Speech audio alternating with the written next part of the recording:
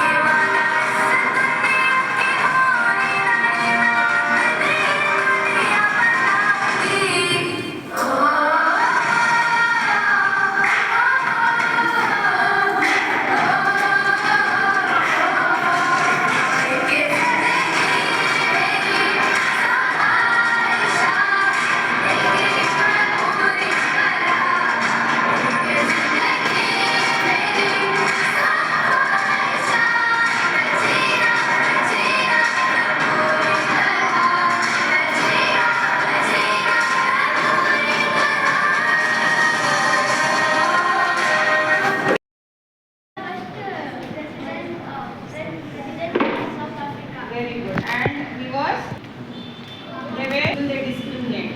Discriminate means they don't give chance to people who are not having fair skin.